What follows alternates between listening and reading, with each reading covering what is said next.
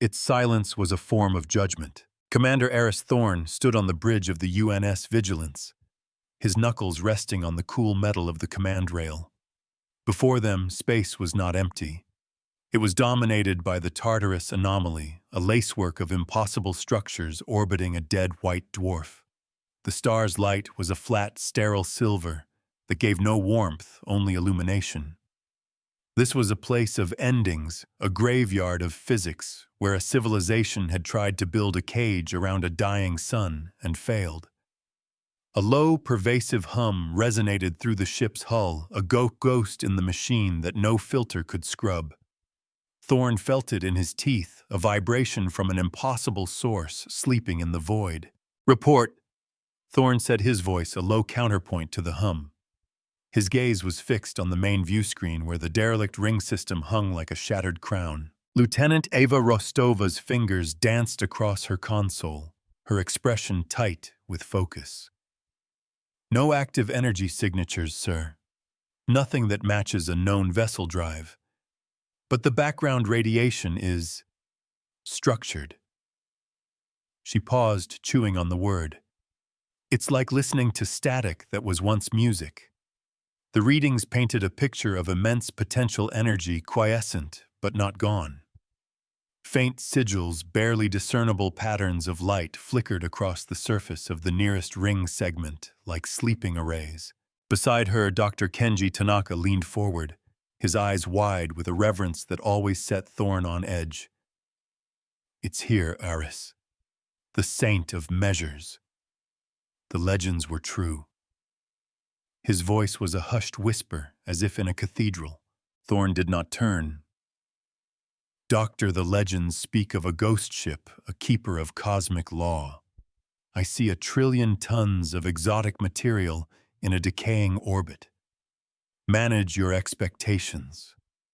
The truth was, the hum made him uneasy, and the flickering lights felt too much like a slow, dreaming breath. His orders were simple: chart the anomaly tag, the resources, and file a report. But the presence of this place felt anything but simple. The universe had forgotten how to build on this scale. A young ensign on the long-range sensor pit looked up, his face pale. "Commander, I have contacts.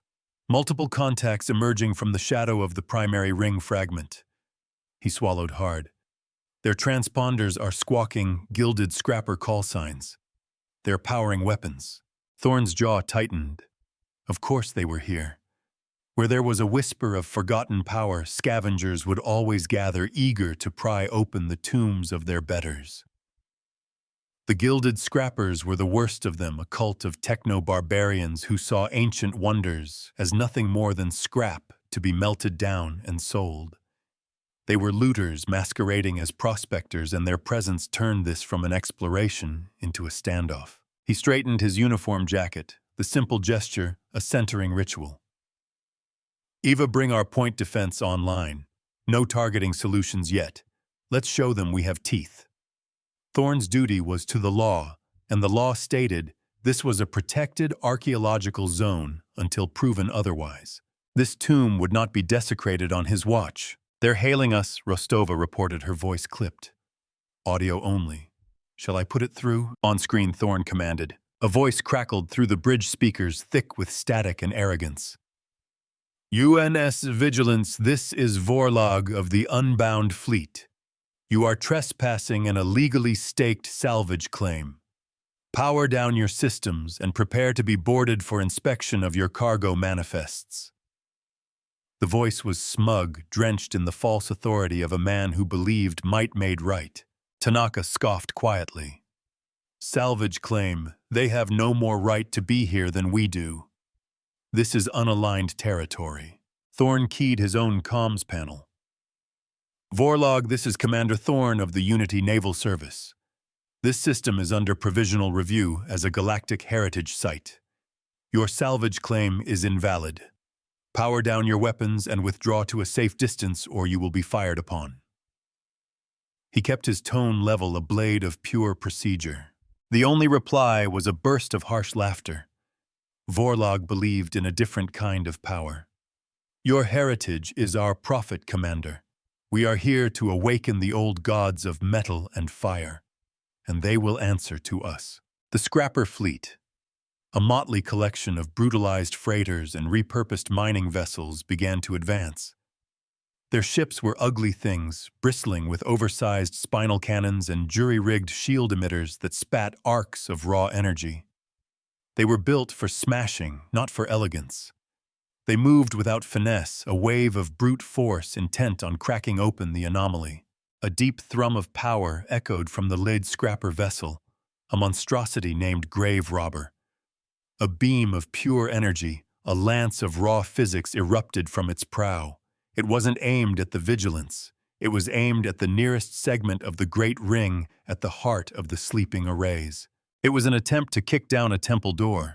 Before the first salvos could even be exchanged, a freighter, the Stardust Drifter, found itself caught in the escalating standoff. Its captain, a woman named Lena, watched the UNS and Scrapper fleets posture on her tactical display. Her cargo hold was full of medical supplies for an outer colony. "Get us out of here now," he ordered her navigator, her voice tight with fear. "I don't care which way. Just punch it." The little ship was a civilian caught between two grinding gears. The crew could only watch as powers they couldn't comprehend squared off, hoping they wouldn't become collateral damage in a fight over a ghost. Their lives were a rounding error in a much larger equation. The Scrapper's energy lance struck the ancient ring structure, and for a moment there was only a blinding flare of white light. The impact was obscene, a violation of the profound silence that had reigned here for millennia. The hum inside the Vigilance spiked into a piercing shriek, and every light on the bridge flickered. Alarms blared as power conduits overloaded. Shields held at 94% from the backlash. Rostova barked, her hands a blur over her console. "The ring, sir, the ring is absorbing the energy. All of it." Thorn gripped the command rail, his knuckles white. The Scrappers were fools. They were trying to use a crowbar on a lock that required a key of impossible complexity. The flickering sigils on the ring's surface suddenly blazed with a fierce, unified light, glowing an incandescent blue. The entire structure resonated with a power that dwarfed anything the Scrapper fleet could produce. The old machine was waking up, not with a roar, but with a question. A wave of data washed over the Vigilance, a language of pure mathematics and logic that bypassed their comms and downloaded directly into the ship's primary computer. It was not a hostile intrusion. It was an offering, a request for information. Solace, the ship's AI, spoke in the calm, synthesized voice it reserved for moments of extreme crisis. "Commander, I am receiving a query from the artifact. It is complex. It appears to be a test of jurisprudence and ethical calculus. A test," Tanaka breathed, his face alight. "It's exactly as the codices described. It doesn't seek a master, it seeks an arbiter. This vessel was not a weapon to be wielded, but a law to be understood." Vorlag's voice boomed over the open channel, again laced with triumph. "You see, Commander, the great engine stirs. It recognizes its true heirs." His ships began to fire again, pouring more energy into the ring, trying to feed the awakening beast. They thought it was a furnace they could stoke. "Solace, what is the question?" Thorn demanded, ignoring the Scrapper chieftain's ranting. "It presents a scenario," the AI explained, its vocal modulators straining to parse the alien logic. "A star is dying. 2 species inhabit its worlds. One has the technology to flee, but doing so will accelerate the star's collapse, dooming the other. The second species lacks the means to escape, but their culture possesses a unique philosophical framework that could lead to universal peace. The query is, which is of greater value? The survival of the few or the potential enlightenment of the many?" Rostova looked back from her station. "It's a trick question. The only answer is to save who you can." Tanaka shook his head frantically. "No, that's too simple. The Saint of Measures operates on a higher plane of logic. It values balance precedent. This is a test of a civilization's soul. Thorn felt the weight of the moment press down on him. Vorlog was trying to answer the question with raw power, a declaration that might was the only value that mattered. The scrappers were effectively arguing for the first species, the ones who would save themselves at any cost. That was the path of the brute, the simple, selfish answer. The spirit of the law demanded a better answer. It's not about choosing one over the other, Thorn said, the realization settling over him with crystalline clarity. You don't sacrifice the present for the future, or the future for the present. You find a third way. He turned to his comms officer. Open a direct channel to the artifact's data stream. Solace, prepare to transmit. He was about to speak to a god machine from the dawn of humanity. He remembered the old texts. Tanaka had shown him fragments from a lost era of human expansion. They spoke of a fleet of Ark ships vessels that carried not colonists, but ideas. They were designed to preserve the core tenets of human civilization against the darkness of the void. This vessel, the Saint of Measures, remembered by ledgers, not by collars. It was a repository of law, a walking court of precedent, that judged not by intent, but by outcome. It was designed to teach, not to command. The question is a fallacy. Thorn broadcasted, his voice steady. He wasn't speaking to Vorlog anymore. He was addressing the awakening intelligence. It assumes a closed system. The correct action is not to choose between two unacceptable losses. The correct action is to introduce a new variable. The species with the technology has a duty to share it. The species with the philosophy has a duty to teach it. The law does not command sacrifice. It commands cooperation. He paused, letting the silence hang in the void. The answer is not to save one, but to elevate both. That is the only calculation that creates a net positive in the cosmic ledger. This was humanity's truest, oldest creed. For a long second, nothing happened. The scrapper fleet continued to pour energy into the ring, their crude attempt at communication. Vorlog was still shouting his words, turning to curses, as his offering was ignored. Then the overwhelming blue light from the ring's arrays focused, coalescing into a single brilliant beam. It did not strike the scrapper fleet. It lanced across the darkness and touched the bow of the UNS Vigilance. The ship shuddered not from an impact, but from an infusion. The hum harmonized, becoming a steady, reassuring tone. The lights on the bridge stabilized, burning brighter than before. A new sigil appeared on the main view screen, superimposed over the tactical data, a perfectly balanced scale held within the heart of a stylized star. Solace spoke, its voice now imbued with a strange new resonance. Commander, my systems are expanding. I have been granted access to the artifact's primary control network. It has designated the Vigilance as its temporary executor. It has accepted our answer. Vorlog's channel went silent. Then he began to scream, a raw, animal sound of pure fury. His prize had been denied him. The relic had chosen another. His fleet's weapon ports glowed with malice. If we cannot have it, no one will, he roared. Burn them, burn the heretics and their prize. A wave of torpedoes erupted from the scrapper ships, spiraling towards the Vigilance. The Archive had chosen a student, not a master. EVA evasive maneuvers. Deploy countermeasures, Thorn commanded, his mind racing. They were outgunned, perhaps 20-1. The Vigilance was a patrol cruiser, not a battleship. It was designed to enforce the law, not to fight a war against a small army. Countermeasures are away. Torpedoes are tracking, brace for impact, Rostova yelled. But the impacts never came. The torpedoes, mere meters from their hull, suddenly veered off course, as if striking an invisible wall. They tumbled past the ship, their guidance systems fried by a pulse of energy that had originated not from the Vigilance, but from the Great Ring itself. The artifact was protecting its chosen arbiter. Thorn saw his opening. The Saint was not a weapon, But it was the ultimate defense. It was a judge. And it had just passed its first ruling. The vigilance was under its protection. He had a choice. He could use this protection to retreat to call for reinforcements and let the fleet handle the scrappers. That was the safe option, the one Solace would likely recommend. Or he could uphold his end of the bargain. He had answered the relic's question. Now he had to embody that answer. He had to enforce the law.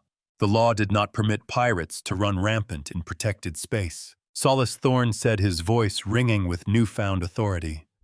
The artifact. You said you have access to its control network. What can it do? Its capabilities are extensive, Commander, the AI replied. The new data was still being processed, its implications rippling through the AI's consciousness. It cannot generate offensive energy projections. Its charter forbids it from taking a life directly. However, it can manipulate space-time gravity and energy on a systemic scale. It is, for all intents and purposes, the master of this system's physics. It was a court that could rewrite the laws of nature. Thorn looked at the scrapper fleet, a swarm of angry hornets. They were powerful, but their power was linear. They threw rocks very fast, very explosive rocks. They understood force. They did not understand the intricate dance of universal constants. The Saint did not need guns. It had the universe itself as its weapon. Their strategy is brute force, Thorn mused aloud, a plan beginning to form in his mind. They are pouring raw energy into the ring, and they are firing projectiles at us. They expect us to fire back in kind. They expect a brawl. A new icon blinked on his command console, the balanced scale of the Saint. It was a direct link, a silent offer of assistance. He could feel its immense computational power, a cool, logical presence at the edge of his thoughts. It was waiting for his judgment. A just court must use the truth as its only weapon. Thorn smiled, a thin, dangerous expression. They want to use force, so we will show them the true nature of the force they are trying to command. He looked at Rostova. Eva, plot a course. Take us straight towards the pulsar. Rostova's head snapped around. Sir, the Tartarus pulsar. The magnetic field is unstable. The radiation would tear us apart. The Saint will shield us, Thorn said with a certainty that surprised even himself. Their torpedoes couldn't touch us. Their energy weapons will be just as useless. What is your intent? Commander Solace inquired. Its tone was not questioning, but rather requesting data for a calculation. The scrappers are overloading the ring with energy, Thorn explained. His eyes fixed on the tactical display. He was no longer just a commander. He was a judge interpreting the will of his court. We are going to give that energy back to them. Solace, can the Saint create a gravitational lens? There was a pause of less than a nanosecond. Yes, Commander. The calculations are trivial for its systems. It can bend space-time with remarkable precision. The pieces clicked into place. This was the ledger. An eye for an eye, a jewel for a jewel. It was not vengeance. It was a perfect mathematical balancing of the scales. It was the law made manifest. Some debts must be paid in the coin they were offered. Here is the plan, Thorn announced to the bridge. We will position ourselves between the scrapper fleet and the pulsar. The Saint will create a gravitational lens centered on the vigilance. All the energy the scrappers are firing at the ring, all the radiation from the pulsar they are trying to agitate. The Saint will gather it, focus it, and reflect it right back at them. He was turning their own aggression into a weapon against them. It was a mirror forged from gravity and light. Tanaka stared, his mouth agape. It's the parable of the unjust steward. The one who tried to burn his master's fields only to have the wind turn the flames back upon his own house. It's a lesson. Rostova's grim expression had been replaced by a look of fierce understanding. She began plotting the course, her fingers flying with renewed purpose. It's a beautiful, terrible plan, sir. They won't know what hit them. They will be hit by exactly what they threw, Thorn corrected gently. There is no malice in this, Lieutenant. Only balance. This was the first act of the Saints' new Arbiter. The Vigilance moved its engines burning with a newfound efficiency gifted by the ancient power. Now flowing through its veins, it slid through the void, a silver needle weaving a thread of righteous purpose. The Scrapper fleet, seeing the cruiser move towards the lethal pulsar, assumed it was a desperate, suicidal retreat. They laughed and gave chase, their ships lumbering and slow. They were predators who had forgotten that the most dangerous prey are the ones that lead you into a trap. The ship settled into its new position, the raging, swirling disk of the pulsar at its back, a hellish backdrop of magnetic torment. On the view screen, the Scrapper fleet was a cloud of angry fireflies. They were still firing at the ring, still trying to brute force their way into its heart, their rage blinding them to the subtle shift in tactics. They were writing their own sentence, one energy blast at a time. "Solace, is the Saint ready?" Thorn asked, his hand hovering over the command icon. "The artifact is ready, Commander. It awaits your instruction. It has calculated the precise curvature of space-time required. The reflection will be total." Thorn took a deep breath. He looked at the faces of his crew, their expressions a mixture of fear and awe. They were no longer just sailors in the void. They were attendants in a cosmic courtroom about to witness the passing of a sentence that had not been spoken in 10,000 years. "Vorlog." Thorn broadcasted on an open channel, his voice calm and clear, a final offer of clemency. "This is your last chance. Power down your weapons. Surrender your vessels for adjudication. Your aggression has been measured. A debt is owed." Vorlog's response was a blistering wave of profanity, followed by a full volley from his flagship's primary cannon. The beam of raw hatred screamed towards them. The debt would now be collected. Thorn's finger tapped the icon of the balanced scale. "Execute," he said, his voice barely a whisper, and the universe bent. It happened in silence. There was no grand explosion, no thunderous sound. Space-time itself warped around the Vigilance. The ship became the focal point of a lens forged from the fabric of reality. The torrent of energy from the Scrapper fleet, the unfathomable radiation from the pulsar behind them, all of it ceased to travel in straight lines.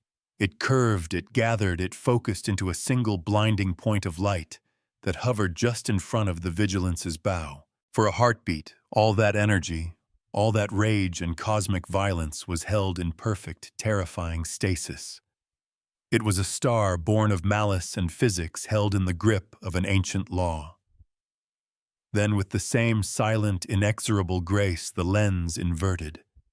The gathered energy was released. It did not explode. It was returned to sender. The beam that shot back towards the Scrapper fleet was a perfect mirror of their own attack, magnified 1,000-fold by the fury of the captured pulsar. Judgment was not a word. It was a physical constant. From a small asteroid-hidden prospecting camp in the outer system, an old miner named Cassian watched the light show on his long-range sensors. He'd heard the stories of the Tartarus anomaly his whole life. He never believed them. But as he saw the impossible energy readings, the signature of a god machine rewriting physics, he lowered his flask of cheap whiskey. "Well, I'll be," he muttered to the darkness. The old bastard's finally awake. He wasn't afraid. He felt a strange sense of peace, as if a long-absent landlord had finally returned to put the house in order. The reflected beam of light and radiation was not an attack. It was an audit. It struck the gilded Scrapper fleet with the force of their own combined hatred, amplified by a star. Shields that were designed to withstand explosions and kinetic impacts flickered and died, unable to process the sheer density of the energy wave. Consoles exploded, power conduits melted, drives overloaded and went critical. One by one, the Scrapper ships went dark. Their weapon ports cooled. Their engines sputtered and died. They were left adrift, powerless, their fangs pulled with surgical precision. The Saint had not destroyed them. It had disarmed them, neutering their ability to do harm as neatly as a scalpel excises a tumor. It was a lesson in consequence delivered on a scale that was impossible to ignore. Vorlag's flagship, the Grave Robber, suffered the worst of it. The mirrored energy beam carrying the signature of its own cannon struck it dead center. The massive ship convulsed, its spine broken, but it did not explode. It was simply switched off. A vast dead hulk in the silent dark. On the bridge of the Vigilance, the crew watched in stunned silence. The light from the lens faded. The space before them was now filled with the crippled, drifting ships of their enemies. The threat was over. Not a single life had been taken. A system must be balanced, not broken. Report, Thorn ordered, his voice hoarse. Rostova's eyes were still glued to her tactical display. All scrapper vessels are disabled, sir. Life support seems to be functional on most of them, but they have no power, no weapons, no engines. They're helpless. They have been judged. Tanaka whispered, tears streaming down his face. Not with anger, but with perfect, irrefutable logic. The Saint had held up a mirror, and the scrappers had been defeated by their own reflection. It was the first and perhaps most important law of the universe. Every action has an equal and opposite reaction. The artifact had simply ensured the reaction was delivered promptly. This was the cost of unchecked aggression. The icon of the scale on Thorn's console pulsed with a soft, steady light. The link was still open. The Saint was waiting for its Arbiter's next move. The scrappers were defeated, but the situation was not resolved. A fleet of angry armed men were now stranded in a dangerous system. They were still a threat, if a latent one. Solace, can we send a message to the disabled ships? Thorn asked. Their primary communication systems are offline, the AI reported. However, the Saint can broadcast a low-frequency signal that will activate their emergency monitors. It is a universal constant of ship design. Good. Thorn nodded. He stood straight, his hands clasped behind his back. He was no longer just Commander Thorn of the UNS Vigilance. He was the voice of the Saint of Measures. He had a duty to the law, and the law demanded clarity. He had to set the precedent here and now, the first of a new set of laws written in the light of a dead star. His next words would echo through the ages. He activated the broadcast. This is Commander Aris Thorn, acting as arbiter for the autonomous vessel Saint of Measures. He let his formal title hang in the air, a declaration of his new role. Your hostile have been answered. Your fleet has been disarmed by the very laws of physics you sought to abuse. This is not an act of war. This is an act of accounting. He paused, letting the truth of his statement sink into the silent, crippled ships. You are not our prisoners. You are debtors. A rescue fleet will be dispatched to collect you. You will be given fair trial in a unity court for piracy, trespassing on a protected site, and assault on a naval vessel. Your ships and all their contents are forfeit as reparations for your actions. This was how justice began, not with a sword, but with a ledger. The Vigilance began to move a slow, stately patrol through the field of disabled vessels. It was a shepherd moving among a stunned and chastened flock. The great ring system glowed softly in the background, its light a calm, watchful blue. The hum of its power was no longer unsettling. It was the steady, rhythmic pulse of a sleeping giant, content in its purpose. The Arbiter had been tested and found worthy. The court was now in session, but Thorn knew this was only the beginning. Vorlog was still alive on his dead ship. The Gilded Scrappers were a vast organization, and more importantly, the rest of the galaxy now knew that the ghost of Tartarus was real. They had awakened something that had slept since the dawn of time. They had made themselves the keepers of a flame that would draw every moth in the galaxy. The law was a shield, but it was also a beacon. Solace's voice cut through the quiet hum of the bridge. Commander, I am detecting a new energy signature. A single vessel approaching at high speed. It is not a scrapper design. Rostova's head jerked up from her console. Confirming. It's a Unity ship. Class? Sir, it's a diplomatic courier. Top priority clearance. They're hailing us. Thorn frowned. A courier out here.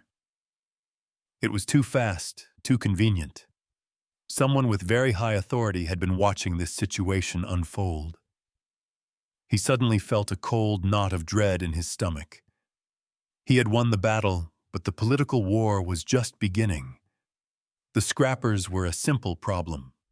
Bureaucrats, lawyers, and politicians who feared the power he now represented. They were a far greater threat. He had proven himself to the machine, but now he had to prove himself to mankind. Put them on screen, he ordered. The face that appeared on the main viewer was that of a stern, older woman in the crisp uniform of the Unity Diplomatic Corps. Her nameplate read, Executor Lin. She did not look impressed. She looked like a tax auditor who had just found a discrepancy. Commander Thorn, she said, her voice devoid of warmth. By the authority of the Unity Security Council, you are to cease all interaction with the Tartarus artifact. You have violated a dozen protocols by engaging with a first contact level intelligence without authorization. Power down your experimental weapon and prepare to be relieved of your command. Thorn felt the blood drain from his face.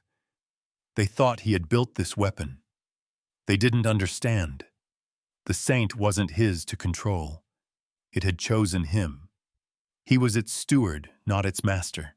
The greatest challenges come after the battle is won. He looked from the cold face of the executor to the silent glowing ring on his view screen. The icon of the balanced scale on his console pulsed a silent reassurance. He was the arbiter. His authority didn't come from a council of distant politicians. It came from the ancient fundamental law that was sleeping in the heart of this system. He had a choice to make. Obey the flawed, fearful laws of men, or uphold the perfect, immutable law of the saint. Executor Thorn said, his voice as level and unyielding as the ancient machine at his back. I respectfully deny your request.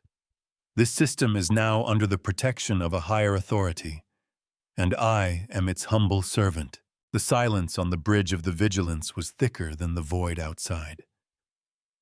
Executor Lin's face, a mask of cold fury, stared out from the view screen. Her authority had been challenged, an act she clearly considered not just insubordination, but heresy. The crew of the Vigilance stood frozen at their stations, caught between the commander they had followed into the unknown and the monolithic power of the Unity government he had just defied. Rostova's hands hovered over her console, her expression a mixture of terror and disbelief. Tanaka, by contrast, seemed to be holding his breath, as if witnessing a sacred text coming to life. Commander Lin's voice was now dangerously soft, a predator's whisper. Let me be certain I understand you. Are you claiming that this anomaly now supersedes the authority of the Unity Security Council? Are you declaring yourself a renegade? Thorn met her gaze without flinching. I am an officer of the Unity Naval Service Executor. My oath is to uphold the law. The entity in this system is the ultimate source of the very legal principles upon which the Unity was founded. It is not a higher authority in opposition to ours. It is the original authority. I am not its servant in the way you imply. I am its student. The law does not demand blind obedience but reasoned interpretation. Lin's lip curled into a sneer. You've been out in the deep too long, Thorn. You've gone mad. Your teacher is an unquantified alien power, and you have just committed an act of high treason. Her image flickered. This conversation is over. You will surrender your ship and your person, or you will be destroyed. Reinforcements are already on their way. The screen went blank. The bridge was deathly quiet. Thorn could hear the soft whir of the life support systems, the faint, steady hum of the saint that was now a part of his ship. He turned to his crew. Their faces were pale, their eyes wide. He had just signed their death warrant. He's declared war on the Unity. Rostova whispered, her voice trembling. Sir, what have you done? I have accepted a duty, Thorn replied, his voice calm, though his heart was pounding against his ribs. The same duty we all accepted when we put on this uniform. To protect the innocent, to uphold justice, and to serve the greater good. And what if the council decides we are the threat? She shot back, her fear making her bold. Before Thorn could answer, Solace spoke, its synthesized voice, a cool stream of logic in the heated atmosphere. Commander Executor Lin's vessel is broadcasting a Priority 1 distress call citing a rogue commander under the influence of a hostile xeno-intelligence. A Unity battle group, the 7th Fleet, has been rerouted from the Crimson Reach sector. Their estimated time of arrival is 2 hours, 54 minutes. The law was coming and it carried guns. Tanaka stepped forward, his eyes blazing with fervor.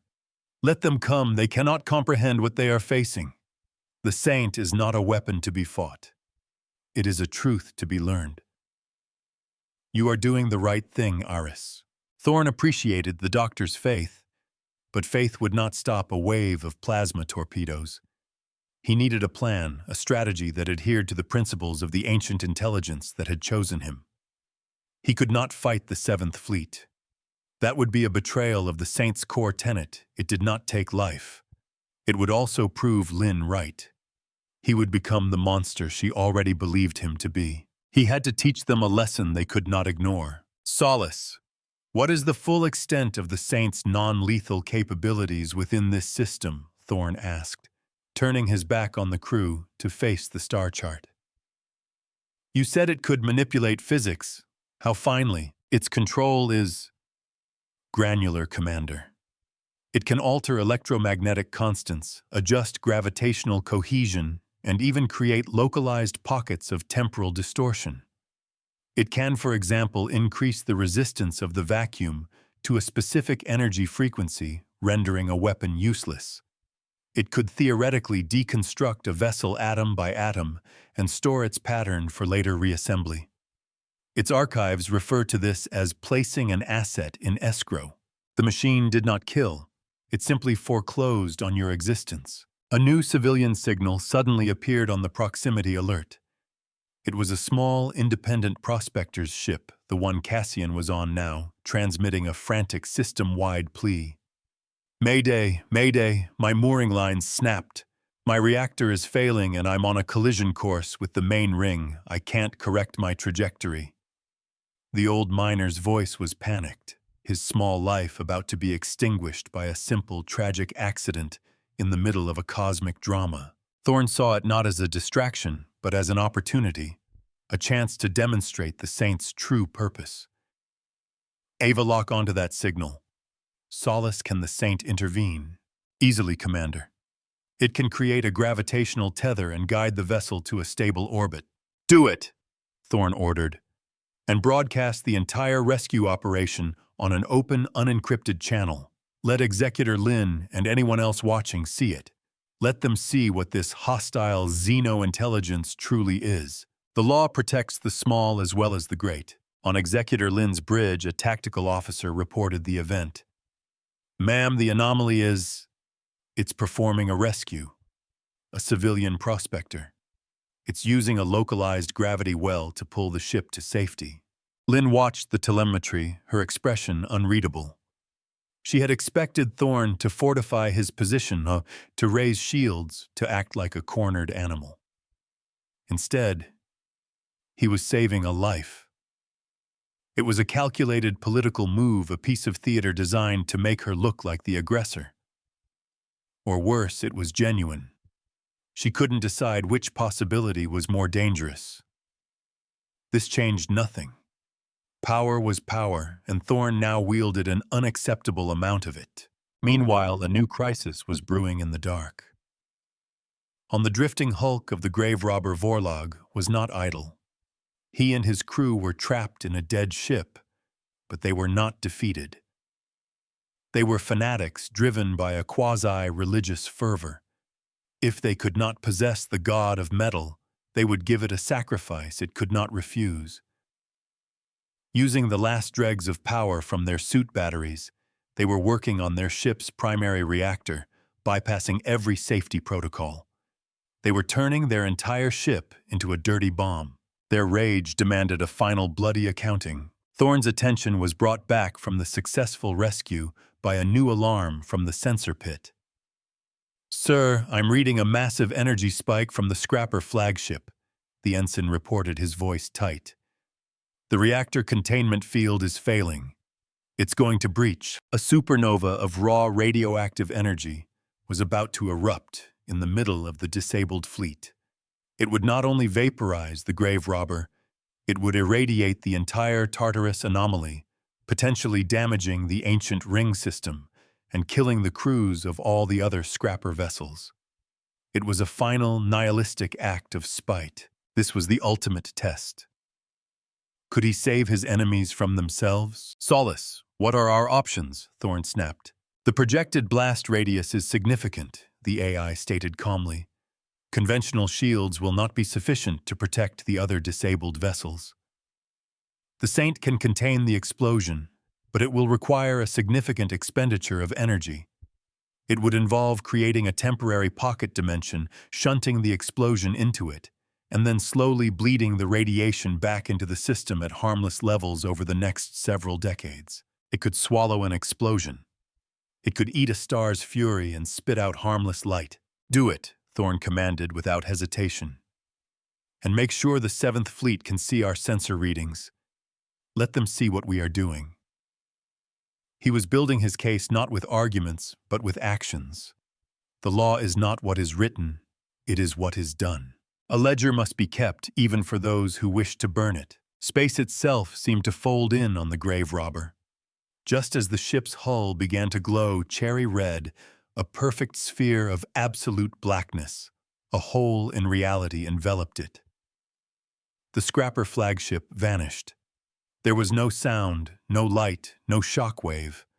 One moment it was there, a monument to greed and violence.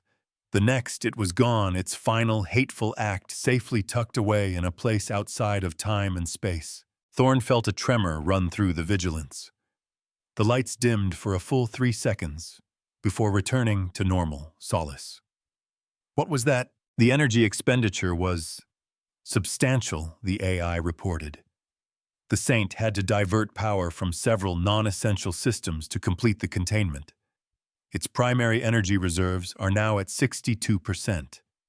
It is a tangible cost, Commander." He had saved hundreds of lives, the lives of his enemies, but it had weakened the very thing that was protecting him.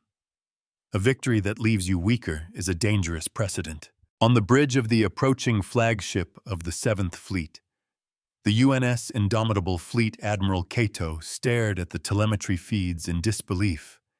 His orders were simple: neutralize a rogue commander and secure a potentially hostile alien artifact. But the data he was receiving painted a very different picture.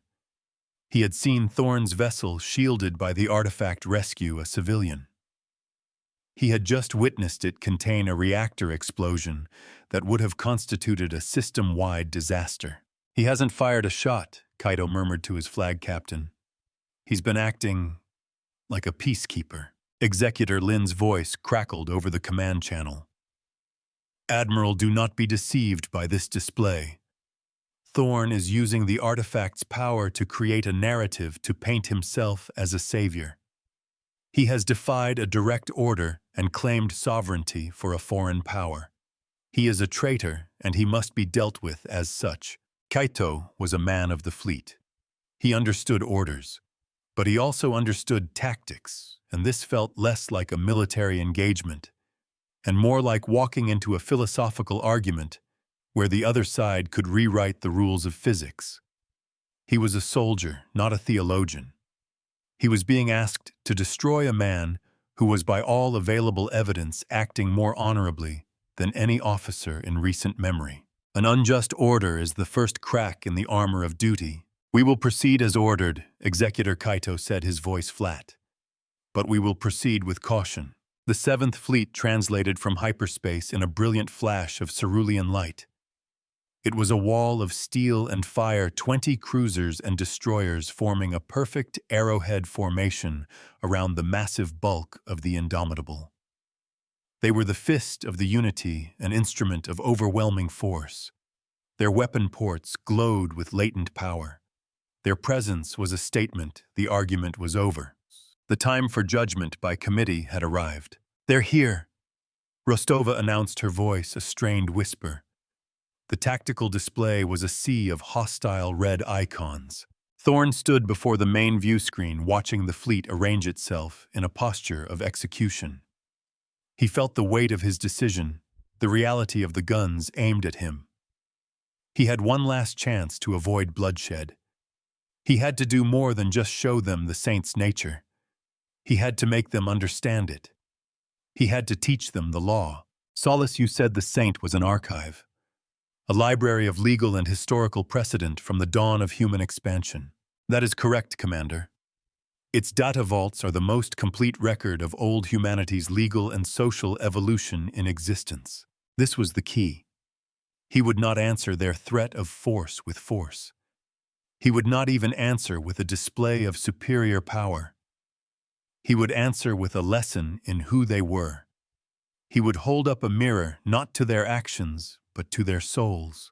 A people who forget their own laws are doomed to become lawless. Open a channel to the entire 7th Fleet, and to Executor Lynn Thorne commanded. Patch it through the Saint. I want every ship, every crew member to hear this. Solace, search the archives. Find the charter of the first expansion. The original document that established the principles of the Unity before centuries of amendments and compromises diluted its meaning. Find the section on the rights of first contact with sentiences of profound intelligence. I have it, Commander, the AI replied instantly. It is beautiful in its clarity. Broadcast it, Thorne ordered. Not in my voice, in its own. The comms channels to the 7th Fleet suddenly came alive. But it was not Thorne's voice that spoke. It was a chorus of thousands of voices, male and female, old and young, speaking in perfect unison. It was the synthesized voice of a civilization, the sound of the Saint itself opening its memory banks. We, the children of Sol, in our journey to the great and silent sea, do hereby declare and affirm the foundational principles of our expansion. The words echoed across the bridges of the fleet. It was their history, their most sacred text spoken, with an authority that no living human could command. It was the voice of their ancestors, a ghost from their own past. Article 7. Upon contact with any intelligence, artificial or biological, that demonstrates a mastery of universal constants beyond our own, it shall be designated a progenitor-level sentience. All hostilities shall cease. All laws of property and territory are suspended. The sole directive shall be to learn. For in the face of true wisdom, the only rational human response is humility. Admiral Kaito stood motionless, the ancient words washing over him. He had studied that text at the academy, but hearing it now spoken by the very intelligence it described was a profound, soul-shaking experience. He looked at the tactical display at his ships, ready to unleash hell on the one thing their founding laws commanded them to listen to. They were about to commit the ultimate sin against their own creed. Executor. Lynn's face appeared on a private channel to Kaito. Her features twisted with rage. Admiral. What is this trickery, Jam? His signal. That is not the law, that is a historical curiosity. Executor Kaito replied, his voice hard as iron. Every officer on this ship swore an oath to the charter, not to the amendments, to the charter. What I am hearing is the very foundation of that oath. My orders are to neutralize a hostile threat. I am no longer certain one exists. To follow an illegal order is to become a criminal yourself. The voice of the Saint continued its tone, shifting from law to history. It began to display images, data schematics. It was not a weapon. It was an ark, one of several. It was a failsafe built by the first humans to leave Earth to ensure that the core of their civilization would never be lost. It was designed to sleep in the darkness, waiting until a descendant culture had grown powerful enough to be a danger to itself. It was a teacher designed to appear only when its students were on the verge of burning down their own school. It was humanity's memory sent ahead to catch them if they fell. The saint showed them its ledgers. It showed them the thousands of civilizations it had observed from afar, the ones that had risen and fallen, the ones that had destroyed themselves with the very same arrogance the scrappers, and now the Unity fleet, had displayed. It taught by numbers and remembered by ledgers. It showed the simple, brutal math civilizations that valued cooperation and law survived. Those that valued power and dominance did not. It was the universe's own great filter expressed in an equation. The final proof was irrefutable. Thorn watched the Unity fleet. One by one, the glowing lights of their weapon ports began to fade. The destroyers and cruisers no longer felt like a fist. They felt like a congregation that had just heard a sermon that had shaken the foundations of their faith. Executor! Lynn was screaming over the comms, now her composure shattered. Fire. Admiral, that is a direct order. Fire on that vessel. It is a machine. It is subverting your command. Admiral Kaito looked at the image of the Vigilance, a tiny ship sitting calmly before a power that could unmake them without effort.